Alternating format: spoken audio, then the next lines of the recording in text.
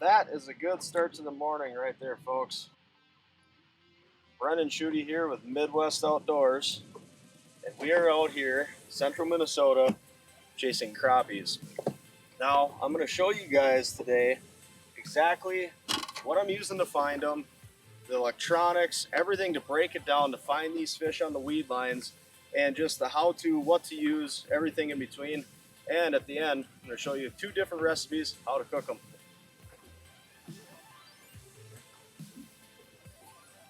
Fish on.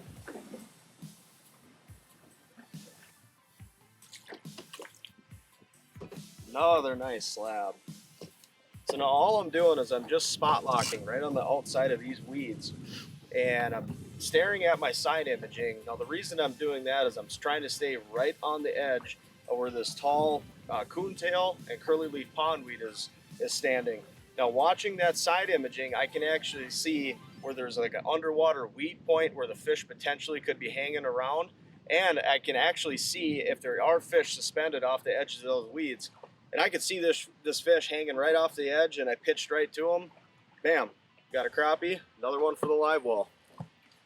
So what I'm using today, guys, just a 7-foot light power extra fast St. Croix panfish rod. This works awesome. I mean, for these windy days on those light bites, you can really feel those fish hang on to that jig.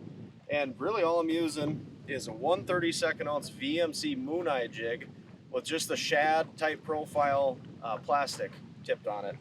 And this seems to work really well for this time of year.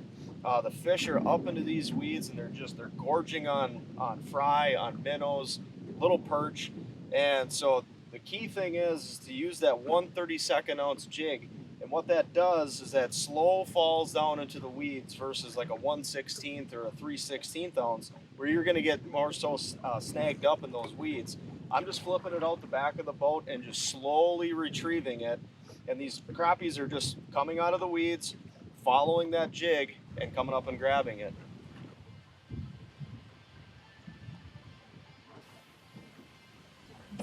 Fish on. Ooh, nice crappie. This one I'm gonna need the net.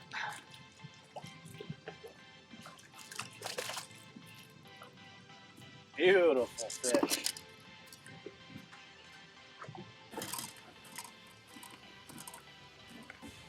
Another excellent fish. He's probably about 11 inches, perfect table fare. So I'm going to switch presentations. I'm going to go from this shad plastic, and I'm going to switch right over to the same rod setup. It'll be a 1/32 ounce VMC bucktail. That's in a shad color. It's a little bit brighter. We're on the windy side of the lake, so you got sediment and everything pushing into the shoreline. Dirties the water up a little more. So I'm thinking this white, it's got some red flicker in it, that'll really attract those fish, and they'll be able to see that farther away in the weeds. Fish on.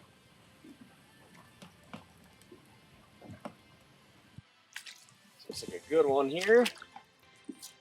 Got him on that hair jig.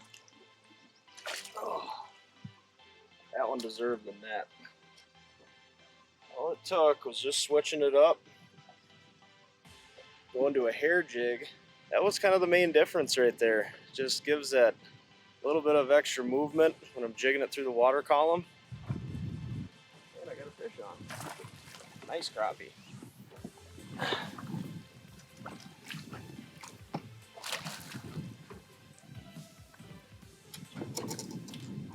Just like that, it happens.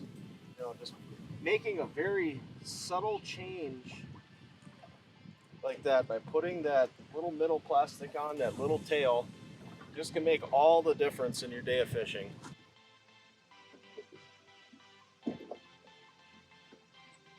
Fish on. That is a nice crappie. Please don't get off, buddy. Woo. That beauty. Oh. Look at how he inhaled that hair jig. What What a beautiful fish. Thick, healthy. He is gonna go good on the smoker. One more for the day. That puts 10 in the box.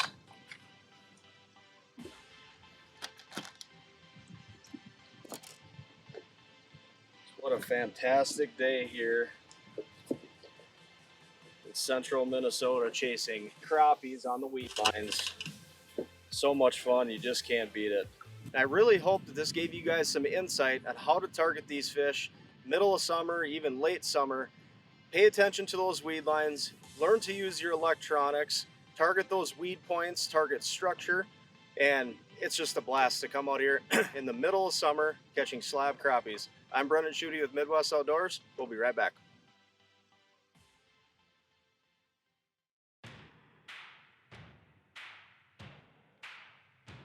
Welcome back, everybody. Brennan Schuette with Midwest Outdoors, and now we're going to be cooking our crappies. We're going to be doing it two different ways. We're going to be smoking crappies, and we're going to be making some awesome blackened crappie tacos. So what I did this morning, I had these crappie fillets in the fridge, soaked them overnight, and this morning I took them back out, washed them off one more time, and then what I did is I made a brine. Now all I did for this brine, for these 10 fillets, is 1 gallon of water, 1 cup of salt, and 1/3 cup of brown sugar. And I let that brine for about 8 hours. So when I got home today, after a day of fishing again, I took them back out, rinsed them all off really nice, just kind of cleaned more of that smudge and all the slime and whatever, you know, was left on the fillets. And now what we're gonna do is put them on this tray right here, and I line this with paper towels just to get the water off of those fillets, get them kind of dry. So now the reason I do this is just to get some of the moisture off of the fillets, so that way when it goes on the smoker, what I'm going to be putting on here doesn't drip off. Then we're going to sprinkle some light brown sugar on there and some sweet honey. So now we have the smoker rolling at 225, and we're going to go put these suckers on there for about 2 hours and get everything prepped for our blackened crappie tacos. So we're going to be doing fish tacos 3 different ways. We're going to be doing a pineapple salsa, a corn salsa, and just your standard pico de gallo type salsa as a garnish on top. So what we're going to do is we're going to make our pineapple salsa first, and I have some just kind of minced up crushed pineapple. Get that in this mixing bowl. Then you're going to need a half of a red onion. We'll get that chopped up. I already chopped some tomatoes up, and we're just going to put a good helping of it in there. I would say about a cup and a quarter. Then we're gonna put in some bell pepper, a little bit of jalapeno for a kick.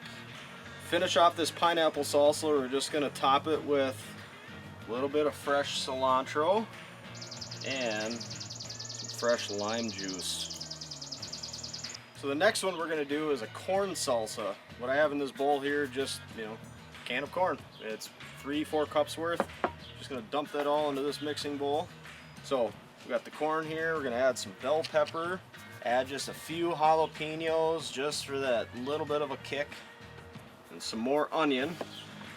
We're going to add some fresh cilantro as well. Some more lime juice. Then we're going to add some chili powder and some ground cumin. Just a dash, you don't need to over season this.